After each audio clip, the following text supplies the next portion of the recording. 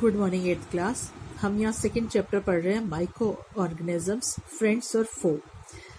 यहाँ हम micro organism हमने पढ़े थे 5 टाइप्स के होते हैं, बैक्टीरिया, एल्गी, वायरसेस, फंगी और protozoa.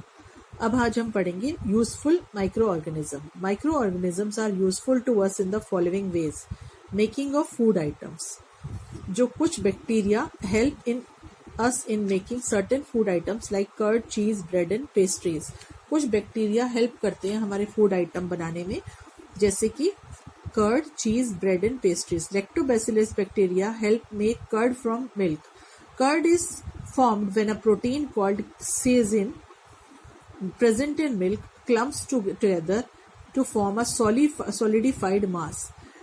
Casein coagulation takes place only when the milk is acidic. A spoonful of curd contains the bacteria lactobacillus that promotes the formation of curd from milk। इसमें क्या करते हैं हम कि जब हम किसी कर्ड हमें चाहिए होती है तो हम मिल्क के अंदर थोड़ा सा कर्ड डाल देते हैं। कर्ड में होता है लैक्टोबैसिलस बैक्टीरिया, और वो लैक्टोबैसिलस बैक्टीरिया थोड़े से जब दूध में डाला जाता है उसको थोड़ा सा, तो उसके बाद वो क्या करता है कि वो पूरा फैल करके वो पूरे मिल्क के अंदर एक फॉर्मेशन कर देता है और उसको सॉलिडिफाइड बना देता है, क्लम्प जैसा बना देता है, और वो जो मिल्क होता है वो कर्ड फॉर्म में चेंज हो जाता है। तो जो लैक्टोबैसिलस बैक्टीरिया है वो हमारे लिए यूजफुल है। Water milk turn acidic when the curd is added. Warm milk turn acidic when the curd is added. Milk contains a sugar called lactose. Lactobacillus bacteria present in the curd help in converting the lactose sugar present in the milk to lactic acid by the process of fermentation. This creates the acidic medium needed or casein protein present in the milk to coagulate to form curd. जो lactose sugar होती है वो क्या करती है, जब उसमें milk के अंदर लैक्टोज शुगर होती है, लैक्टोबैसिलस बैक्टीरिया को उसमें मिलाया जाता है, कर्ड का थोड़ा सा उसमें चम्मच डाला जाता है, तो फर्मेंटेशन होकर के वो लैक्टिक एसिड बनाता है और जो मिल्क होता है वो कर्ड फॉर्म में चेंज हो जाता है और एसिडिक बन जाता है। इसी तरीके से cheese and paneer are also made by the action of bacteria lactobacillus and streptococcus on milk. जब हम चीज बनाते हैं या पनीर बनाते हैं तो बैक्टीरिया लैक्टोबैसिलस से ही और स्ट्रेप्टोकोकस से मिल्क टू चीज या पनीर बनाया जाता है। Bacteria act upon tough meat and make it soft. This process is called tenderisation of meat. किस बैक्टीरिया की वजह से अगर मीट को सॉफ्ट करा जाता है, टफ मीट को जो कि बहुत टाइट होता है उसको सॉफ्ट किया जाता है, तो वो प्रोसेस कहलाता है tenderisation of meat. Yeast cells are produced in baking industries for making breads, pastries and cakes. For baking bread, yeast along with a little sugar is mixed with flour to make dough. The dough is kept in a warm place. The yeast uses sugar present in the dough and as food. During the breakdown of sugar, carbon dioxide and alcohol are formed. This process is called fermentation. The dough rises due to carbon dioxide. When this dough is used to make bread and is baked, carbon dioxide escapes from the loaf, making it lightly and fluffy. जब yeast का प्रयोग किया जाता है, use किया जाता है, जैसे कि आप घर में मम्मी आपके छोले भटूरे बनाती हैं, तो भटूरे बनाने के लिए क्या किया जाता है, मैदे के अंदर थोड़ा सा इनो डालते हैं या यीस्ट डालते हैं, तो उससे क्या होता है, वो रखने के बाद उस आटे को थोड़ी देर के बाद उस डो के अंदर यीस्ट जो थोड़ी सी उसमें डाला गया था वो बढ़ जाता है, कार्बन डाइऑक्साइड उसमें आ जाती है और वो फूल के फर्मेंट हो जाता है, फर्मेंटेशन हो जाता है उसके अंदर, और जब हम उसे पकाते हैं तो उसके अंदर से कार्बन डाइऑक्साइड बाहर चली जाती है, लेकिन जो वो जैसे ब्रेड है या केक्स हैं वो वेट में हल्के दिखाई देते हैं और स्पॉन्जी बन जाते हैं यीस्ट की वजह से। Yeast is also used in day-to-day household food items like idli, dhokla and dosa. For making idli and dosa, the mixture of ground rice or dal is first allowed to stand for a few hours. This mixture rises and becomes sour due to the growth of yeast cell. और कभी-कभी जब इडली डोसा बनाया जाता है तो उसको 4 से 5 घंटे के लिए मिला के छोड़ दिया जाता है। उस 4 से 5 घंटे उसे एक ही जगह रखने से गर्म जगह पर उसमें क्या होता है, उसमें यीस्ट सेल की ग्रोथ हो जाती है और वो थोड़ा सा खट्टे और थोड़े से फूले हुए हो जाते हैं। तो ये है हमारे लिए useful bacteria. Some algae like chlorella and seaweeds are used as food. They are rich source of protein and minerals. कुछ जो एल्गी होती हैं जैसे है कि कोरेला और सीवीड्स कुछ होते हैं जैसे आपको बताया था बथुआ और चौलाई, ये सीवीड्स होते हैं. इनमें बहुत प्रोटीन होता है और मिनरल्स होते हैं. इनको भी एज अ फूड यूज किया जाता है. कमर्शियल यूज क्या है? Yeast is used for commercial production of alcohol, beer, wine and acetic acid. For this purpose, yeast is grown on natural sugar present in the grains like barley, wheat, rice and fruit juices. This process of conversion of sugar into alcohol by the action of microbes like yeast is called fermentation. Louis Pasteur discovered the process of fermentation in 1857. Louis Pasteur ने fermentation का process किया था 1857 में. ये yeast का production जो commercial use है वो किया जाता है अल्कोहल, बियर, वाइन और एसिटिक एसिड वगैरह बनाने के लिए.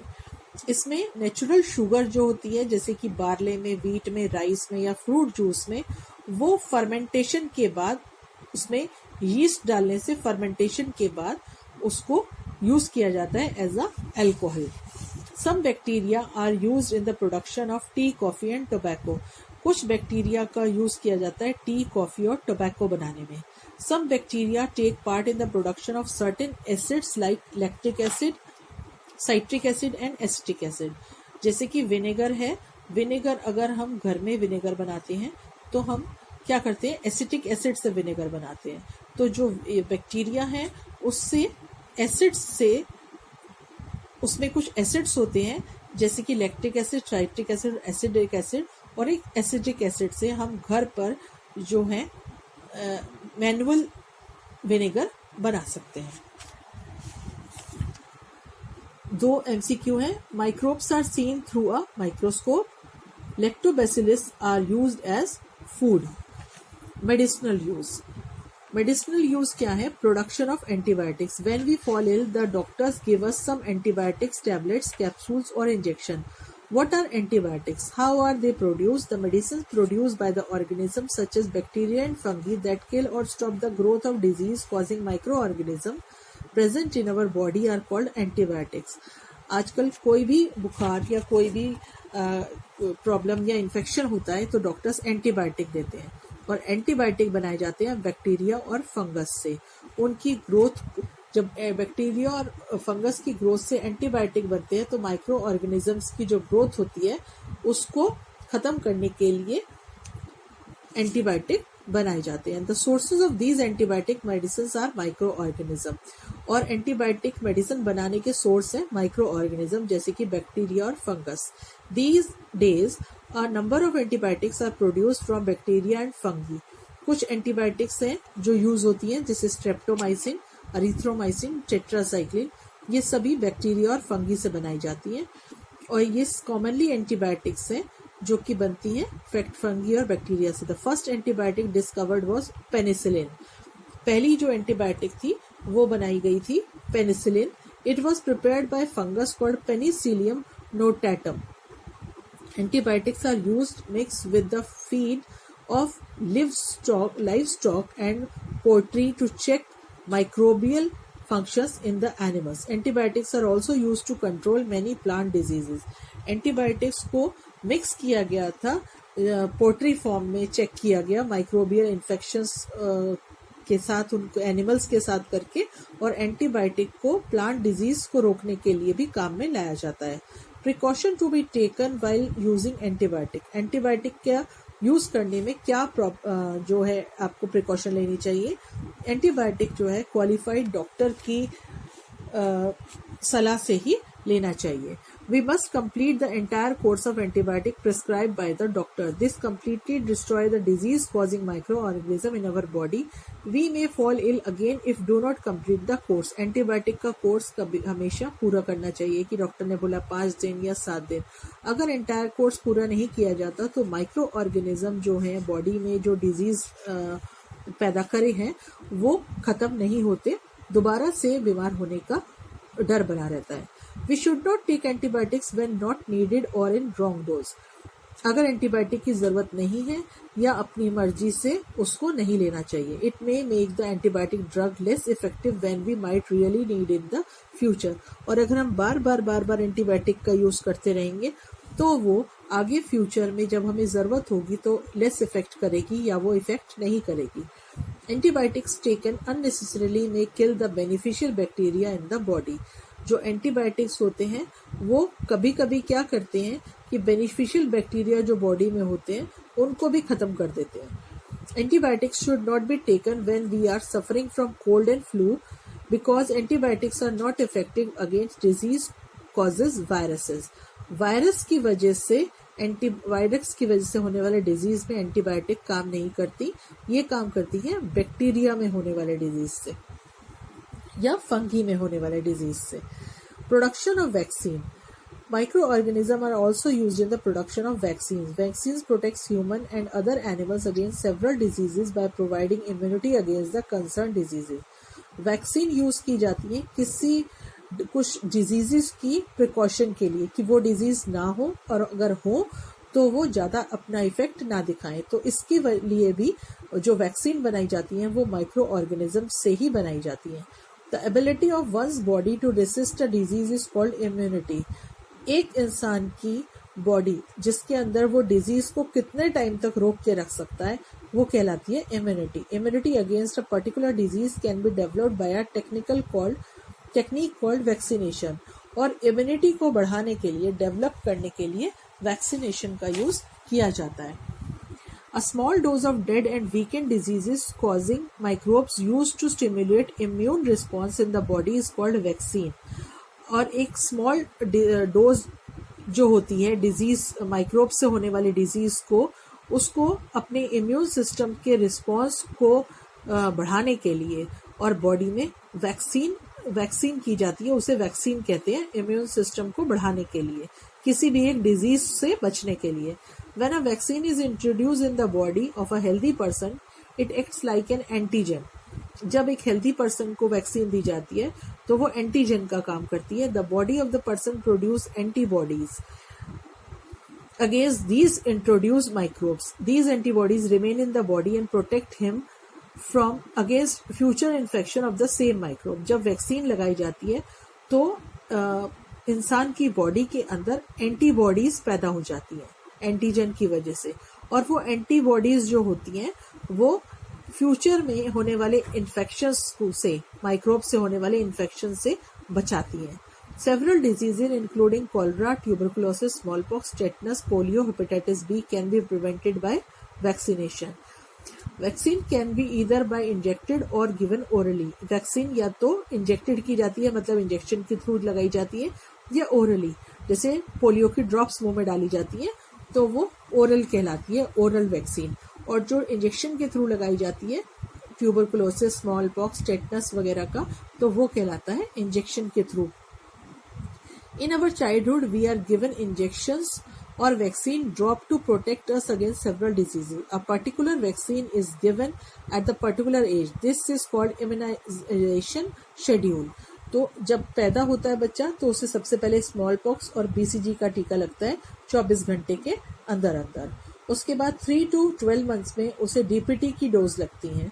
डीपीटी होता है डिप्थीरिया और पेट्रोसिस से बचाने के लिए।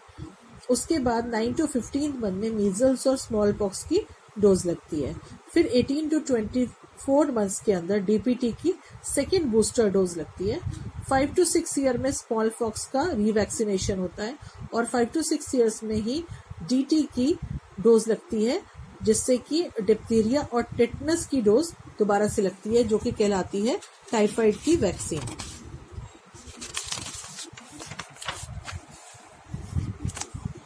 Edward Jenner, a British doctor, discovered the vaccine for smallpox in 1798. He noticed that milkmen did not suffer from smallpox even during epidemics if they had earlier suffered from cowpox. On May 14, 1976, Dr. Jenner took cowpox matter from bristles on the arms of a milkmaid and injected that into the arm of an 8-year-old boy, James Phipps. Phipps quickly developed cowpox and recovered. On July 1st, 1796, Dr. Jenner injected the same boy Phipps with smallpox, but he did not contract smallpox. He had acquired immunity from the smallpox. In this way, Edward Jenner discovered the vaccine for smallpox. Smallpox has been completely eradicated from the world. Smallpox की जो vaccine थी वो Edward Jenner ने बनाई थी. उन्होंने देखा कि जो मिल्कमैन है वो स्मॉल पॉक्स से खराब से खराब कंडीशन में भी उसको स्मॉल पॉक्स नहीं हुआ. तब उन्होंने क्या किया कि उन्होंने देखा कि जो कोई पहले काउपॉक्स से इफेक्ट हुआ था उन्होंने उसके ब्रिसल्स में से जो लेकर के मैटर को लेकर के काउपॉक्स के मैटर को उन्होंने 8 इयर्स के बॉय को लगाया, जिससे कि वो काउपॉक्स उसमें डेवलप हुआ और फटाफट वो रिकवर हो गया. और इसी तरीके से उन्होंने फिर से उसे स्मॉल पॉक्स का इंजेक्शन दिया तो उसको स्मॉल पॉक्स से कोई प्रॉब्लम नहीं हुई. तो इससे पता चला कि उसकी इम्यूनिटी जो है वो स्मॉल पॉक्स के लिए बहुत स्ट्रांग है, इसलिए उसे स्मॉल पॉक्स की प्रॉब्लम नहीं हुई. तो तब से उन्होंने स्मॉल पॉक्स का वैक्सीन बनाया और वो पूरे वर्ल्ड में से स्मॉल पॉक्स को कम्प्लीटली खत्म कर दिया गया. Bacteria are also use for making vitamin B complex tablets. Bacteria जो है विटामिन बी कॉम्प्लेक्स टेबलेट्स बनाने में भी यूज किए जाते हैं. नेक्स्ट हम पढ़ेंगे increasing soil fertility next class में.